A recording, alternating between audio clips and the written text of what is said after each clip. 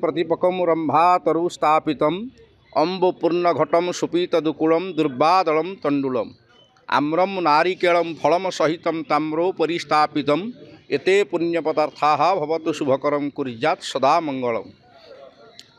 जगतर यही द्रव्य गुड़ी जो परिवेषण कली ये हूँ सब शुभकामनार द्रव्य गुड़िक। आज एक पवित्र रामेश्वर मंदिर में गोटे विवाह महोत्सव करागला। दीर्घ 30 वर्ष पर पुनर्बार आउ थे विवाह उत्सव करागला, जहाँ एक स्वतंत्र नियारा।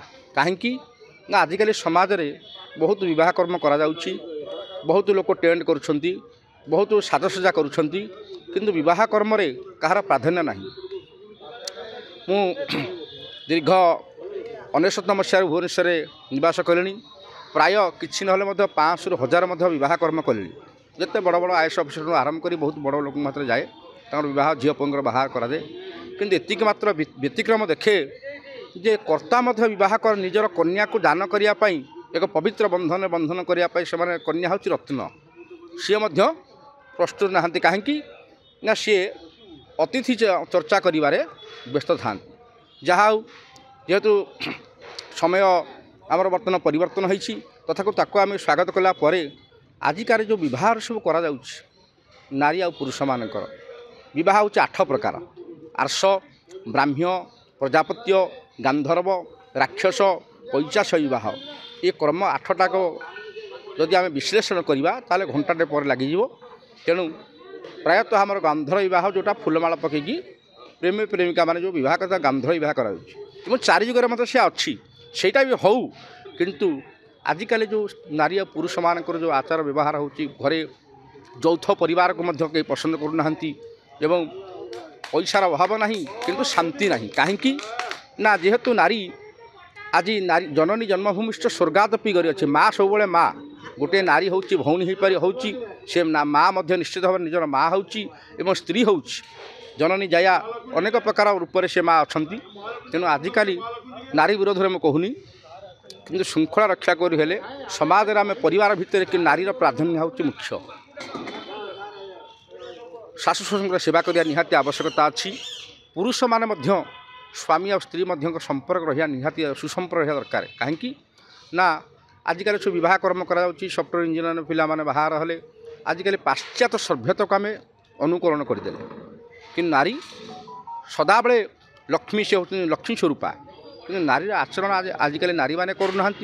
पुरुष माने मध्य नारी की से बड़ी सम्मान दौना। कहीं ना सम्मान देवा आवश्यकता अच्छी, किंतु नारी माने मध्य आजिकल आमर जो हिंदू धर्म जो परंपरा अच्छी शाढ़ी पिंधिबा सिंदूर को आम परिवेषण कर 4 जगह सिंदूर पिंधिबार शास्त्र आमर अच्छी। सीमंते सागर कन्या सीमंत रहिले सागर कन्या देखिए माँ लक्ष्मी। सिंदूर वेदी उपर विवाह कर्म करा सिंदूर जो स्वामी पिंधाए ता निजर नवविहिता विवाहिता वधू को प्रथम से सिंथी पिंधेब। तापर साक्षात चंडिका चंडी को स्मरण कर माने कपाल मध्य चंडिका कंठे सरस्वती शैव शंखा मेधु सावित्री सावित्री को स्मरण कर सिंदूर पिंधार विधान अच्छी। किंतु बर्तमान नारी मैंने सिंदूर पिंधुना तथा स्वागत करुँ जेहेतु से माँ। किंतु मोर समाज को एतिकी मुझे दिग्दर्शन देवी जे नारी माने श्रृंखलित हूँ, पुरुष माने निश्चित भाव श्रृंखलित होइजिवे।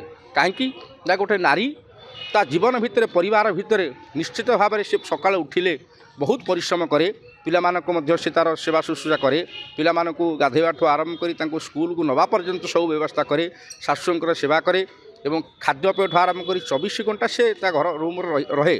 किंतु बर्तमान परिवर्तन हो जाए सबुक आम स्वागत करवा, किंतु ता भितर आम नारी मानक विशृंखला नुहतु। आजिकल जिते विवाह कर्म कथा कहबार तात्पर्य यह है कथा आरंभ करते विवाह कर्म जो विवाह कर्म हो आजिकल विवाह कहीं क्या मानवर ना। कम समय लव मैरेज हो वर्षे होनी माने 80% डिवोर्स केस हो जाऊँगी। ये हूँ व्यतिक्रम। तेणु आम सदासर्वा चिंतन करवा जो पुरुष को बा जो स्वामी रूप जहाँ ग्रहण करवा कथा को आम निश्चित भाव अनुभव बुझा दरकार।